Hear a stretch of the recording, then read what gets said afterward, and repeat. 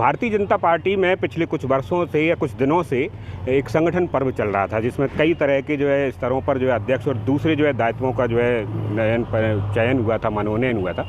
अशोकनगर में हाल ही में भारतीय जनता पार्टी ने जिला अध्यक्ष बनाए और पहली बार ऐसा समझ में आ रहा है कि पुराने जिला अध्यक्ष को रिपीट किया गया है, यानी मनोनयन भी ये माना जा रहा है कुछ पिछले लंबे वर्षों में पहली बार देखने को मिल रहा है। तो आज एक बड़ा आयोजन अशोकनगर जिले में हुआ, जब पहली बार जिला अध्यक्ष बनने के बाद आलोक तिवारी यहाँ आए।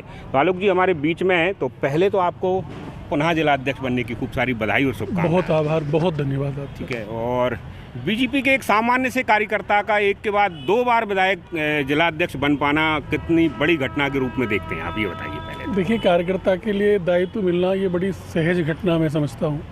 भारतीय जनता पार्टी एक कार्यकर्ता आधारित पार्टी है। हमारे यहाँ एक परंपरा है कि हम काम से कार्यकर्ता को मिलाते हैं जी।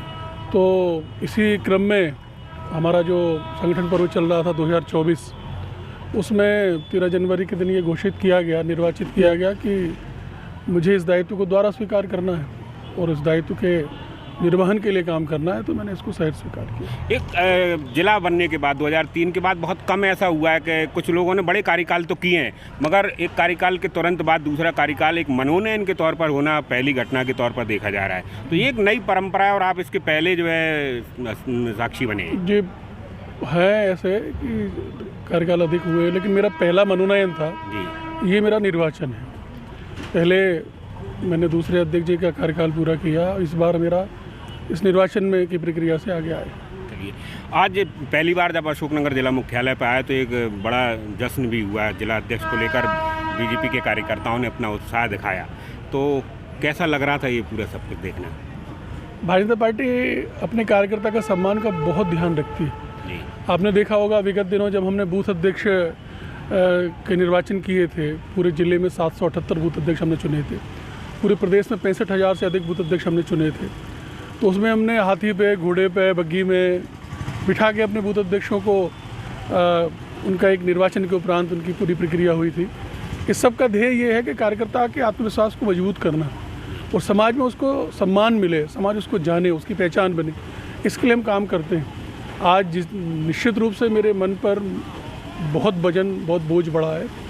जब कार्यकर्ताओं का अतिरेक प्रेम, उनका उत्साह और उनकी अपेक्षाएं मैंने देखी, तो निश्चित रूप से मैं स्वयं को बड़ा और अधिक जिम्मेदार महसूस कर रहा हूँ। मुझे लगता है मुझे और रात दिन काम करना होगा। अच्छा, एक चीज़ ये भी मानी जा रही है कि बीजेपी ने पिछले कार्यकाल में आपके ने जब काम किया तो 2 बड़े चुनाव आपने लोकसभा और विधानसभा का भी लड़ा और वांछित परिणाम भी मिले। 3 में से 2 सीट मिली विधानसभा में, 1 लोकसभा, और वो भी विशाल मतों से आप आगे बढ़े। कहीं ऐसा तो नहीं है कि इसका प्रतिशत जो है ये तो संगठन का विषय है। संगठन किस कार्यकर्ता को किस काम, किस तरह का काम देगा, ये हमारे यहाँ संगठन तय करता है। हमारे यहाँ हमारे क्षेत्रीय सांसद श्रीमंत सिंधिया जी, उनका आशीष मिला मुझे, और मेरे प्रदेश नेतृत्व ने, आदरणीय प्रदेश अध्यक्ष जी ने, प्रदेश संगठन महामंत्री जी ने जिस काम के लिए मुझे चुना, मैं हृदय से, अपने अंतःकरण से उनका हार्दिक धन्यवाद मैं देता हूं। नहीं, अब चूंकि आपने सिंधिया जी का नाम ले लिया तो एक सवाल ये बिल्कुल जेहन में आता है और बहुत सामान्य सा है कि छत्रपों में बटा जिला है, राजे रजवाड़ों के एहतराम में ये जिला रहा है पूरे में। ऐसे में आप खुद बता रहे थे कि निम्न मध्यम वर्गीय परिवार से आना और एक के बाद दूसरी बार अध्यक्ष बनना, तो कहीं ना कहीं छत्रपों के बीच में टकराव को भी जो है आप हल कर पाएंगे। पता नहीं, ईश्वर ने मुझे बनाते समय मेरे अंदर बैर नहीं डाला जी। मेरे मनोभाव में कहीं भी किसी व्यक्ति के लिए बैर नहीं रहता।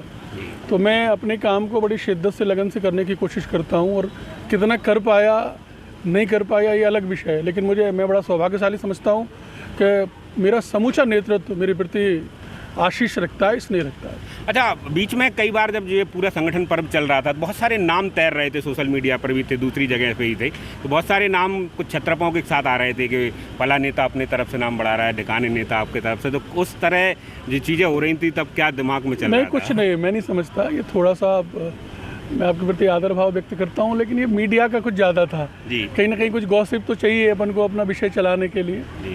तो मुझे नहीं लगता, सबके काम के बारे में विचार होता है और ऐसा नहीं है। अन्य लोग भी अत्यंत योग्य हैं और निश्चित रूप से उनकी योग्यता को दृष्टिगोचर करते हुए उनको अच्छा काम मिलेगा। हम स्वयं मिलकर काम करेंगे। देखिए, सिंधिया जी के बारे में हम बहुत लंबे समय से काम करते हैं, उनके साथ उनकी वर्किंग का देखा है। कांग्रेस में जब होते थे तो वो अपनी तरफ से एक नाम चलाते थे, नाम घोषित कर देते, संगठन उसको जो अध्यक्ष या जो भी पद देता था हो जाता था। पर बीजेपी में भी इसी तरह की परिस्थितियाँ रही हैं क्या? नहीं, कांग्रेस का मुझे नहीं पता। श्रीमंत सिंधिया जी संगठन के प्रति पूरा आदर, पूरी निष्ठा रखते हैं और उनने कभी कोई नाम, जहाँ तक मेरी जानकारी में है, किसी उसमें नहीं रखा। बाकी इस संगठन में जो निर्णय किया, और संगठन में वो भी हैं, उनसे राय निश्चित रूप से पूछी जाती है। और सांसद होने के नाते बिल्कुल हमारी पार्टी ने नीचे स्तर तक हर व्यक्ति से बात की थी, तो निश्चित रूप से श्रीमंत सिंधिया जी उस प्रक्रिया का एक हिस्सा रहे। और एक एक कार्यकर्ता मिलकर संगठन बनता है। संगठन कोई एक से मूर्त नहीं है, सब मिलकर ही संगठन बनाते हैं। उसके आदरणीय सिंधिया जी भी उसका एक हिस्सा हैं और उनका स्नेह, उनका प्रेम, उनका आशीष भी मुझे मिला है। एक सवाल और, उसको लेकर प्रदेश भर पे बात होती है। जब जब आपका नाम आता है तो प्रदेश में एक अध्यक्ष को लेकर यहाँ के जो बड़े नेता हैं हितानंद जी, उनका नाम आपसे जोड़ दिया जाता है। और कई बार तो ये भी कहा जाता है कि बड़ा परम स्नेह रखते हैं आपको, तो उसका भी फायदा आपको कभी कभार मिल जाता है। आदरणीय हितानंद जी शर्मा भाई साहब, ये मेरे लिए गौरव का विषय है कि वो इसी ज़िले के निवासी हैं जी। ईसागढ़ मढ़ी में उनका गाँव है और प्रचारक के नाते उन्होंने मुझे स्वयंसेवक बनाया। लेकिन ये कहना गलत है कि मेरे प्रति, मेरे जैसे लाखों कार्यकर्ताओं के प्रति वो स्नेह रखते हैं। हर कार्यकर्ता को उनका जो व्यक्तित्व है, सबको प्रेम करना, सबको साथ लेके चलना। ऐसे अनेक लोग हैं जो सीधा उनसे फ़ोन पे बात करते हैं, जो अल्पायु हैं उसके बाद भी सीधे उनसे बात करते हैं, उनसे फ़ोन पे बात करते हैं, उनसे मार्गदर्शन लेते हैं। वो बड़े सहज भाव से वो सबसे मिलते हैं। मैं भी उनमें एक हूँ कि जो उनका स्नेह मुझे रहता है। पर काम करने वाले लोगों को हमेशा वो आगे करते हैं। बड़ी जिम्मेदारी भी रहती है। अब इतने बड़े व्यक्ति के साथ अगर आप उनके साथ काम कर रहे हैं तो आप पर बड़ी जिम्मेदारी रहती है कि आपको अपने काम के प्रति पूरी नफासत आपको रखना है, पूरी कुशलता आपको रखना है। चलिए, एक और कुछ बड़े बड़े नाम जो राजनीति में बहुत लंबे समय से, पीढ़ियों से भी काम कर रहे थे, ये सवाल बहुत ज़रूरी है, उनके नाम चल रहे थे सोशल मीडिया पे, आपने भी देखे होंगे।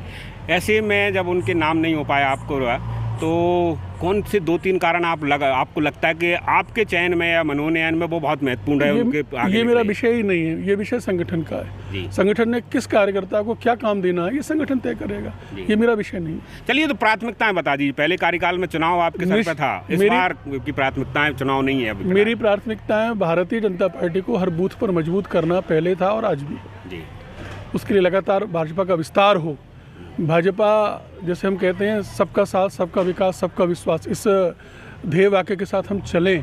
और आदरणीय मोदी जी, आदरणीय मोहन जी की जो सरकार कल्याणकारी योजनाएं लेकर आई है, उनको और अहिर्निश उन पर काम चल रहा है, कर रहे हैं, उनका लाभ लोगों को मिले, मेरा संगठन मजबूत हो, मेरा इतना सा काम। तो संगठन में जो कई सारे गुट जैसे समझ में आते हैं, अलग अलग विरोध विवाद जैसी चीजें हैं, एक चुनौती होगी वो? नहीं, अशोकनगर में कोई गुट नहीं है जी, कोई विरोधाभास नहीं। तो हम सब मिलकर फिर कुछ मंडल अध्यक्ष अभी बता रहे हैं होल्ड पे कर दिए गए, उनकी सहमति नहीं बन पाई है। उसके लिए और अधिक हम योग्य कार्यकर्ता का चयन कर रहे हैं। कई सारी कसौटियाँ होती हैं। आपकी खुद की जो विधानसभा है जहाँ आप निवास करते हैं, वो पूरी की पूरी खाली डली है? हाँ, उसके लिए हम, उसमें कोई अनुचित नहीं है। हम योग्य कार्य के लिए योग्य कार्यकर्ता का चयन कर रहे हैं। इसके साथ हम ये चाहते हैं कि समाज के प्रत्येक वर्ग को, हर जाति को, हर समुदाय को उसका नेतृत्व मिले। इसके लिए हम थोड़ा विलम्ब है, लेकिन हम जल्द से जल्द उसको पूरा करेंगे। चलिए, एक चीज़ और देख लीजिए कि इतना बड़ा संगठन आपका, आप 2 लाख कार्यकर्ताओं की बात कर रहे हैं, उसमें कांग्रेस से आए कुछ लोग भी हैं, पिछले 2-3 साल से लगातार आ रहे हैं। ऐसे में जब आप कह रहे हैं कि हर कार्यकर्ता जो है अध्यक्ष की हैसियत में काम कर सकता है, तो सबको समायोजित करना, सबको पद देना, सबको दायित्व देना एक चुनौती होगी। बिल्कुल, लेकिन हम लोग मेरा पूरा प्रयास यही है कि हम, जो भारतीय जनता पार्टी का लगातार लंबे समय से काम कर रहा, जनसंघ से जनता पार्टी, भारतीय जनता पार्टी, उनके मान का, सम्मान का ध्यान रखूं। इसी के साथ एक बहुत बड़ी अपना अनुभव, अपना अतीत छोड़कर जो लोग भारतीय जनता पार्टी जिनने स्वीकार की है, बड़े बड़े पदों पर जो रहे, और आज 30-30 साल में कांग्रेस में रहने के बाद जब वो भाजपा में आए हैं, तो निश्चित रूप से उनके मन में भी एक अकुलाहट है कि हमें हमारे साथ न्याय हो पाएगा कि नहीं, क्या होगा क्या नहीं होगा। इन दोनों का तादात्म्य बनाते हुए, सामंजस्य बनाते हुए, समन्वय बनाते हुए, इन दोनों के साथ सम्मान रखना, उनके लिए काम करना, ये मेरा काम है। चलिए, ये सवाल हो सकता है आपको अच्छा भी ना लगे और आप इसको सहमत भी ना हो, मगर अभी भी एक हल्की सी लकीर है सिंधिया जी के साथ आए लोगों की और बीजेपी के पुराने लोगों की। तो आपके कार्यकाल का जो बिल्कुल हम उत्तरार्ध देखेंगे तो मान सकते हैं कि ये जो लकीर जैसे समझ में आ रही है वो भी खत्म होगी और सब एक से जो है अभी आप कहते हैं वो दिखेगी। अभी भारतीय जनता पार्टी एक परिवार की तरह काम करती है और मुझे पूरा विश्वास है कि जी अपने द्वितीय कार्यकाल में मैं पूरा प्रयास करूंगा कि हम सब परस्पर और अधिक स्नेह से काम करें। देखिए, ये सवाल इसलिए है क्योंकि जब सांसद जी ने अपने प्रतिनिधि बनाए तो बीजेपी से जो पुराने कार्यकर्ता उनमें से कोई नहीं था। जब बीजेपी ने अपने मंडल अध्यक्ष बनाए तो कोई ऐसा कार्यकर्ता नहीं था जो कांग्रेस से आया हो, एक आध बात को छोड़कर। तो ऐसा लग रहा है कि अभी भी चीज़ें ठीक नहीं, आप उसको उस दृष्टि से देख रहे हैं। सांसद जी ने, माननीय सिंधिया जी ने जो सांसद प्रतिनिधि बनाए वो सभी भारतीय जनता पार्टी के कार्यकर्ता हैं जी, और संगठन ने जो मंडल अध्यक्ष बनाए वो सभी भारतीय जनता पार्टी के कार्यकर्ता हैं। उसमें इस तरह का कोई, आप उसको इस चश्मे से ना देखें तो बहुत अच्छा होगा। चलिए, एक आखिरी सवाल आजकल की जो राजनीति चल रही है उसको लेकर कर लेते हैं कि आजकल आपके संगठन के कुछ लोग जो है विधायक प्रतिनिधि जो बनाने का एक बड़ा चलन चल रहा है, इस पर कुछ बात रखना चाहेंगे? देखिए, विधायक प्रतिनिधि विधायक अपने काम की सहूलियत के लिए बनाते हैं, ये उनका व्यक्तिगत निर्णय है और मैं समझता हूँ कि वो स्वविवेक से अच्छा निर्णय करते हैं।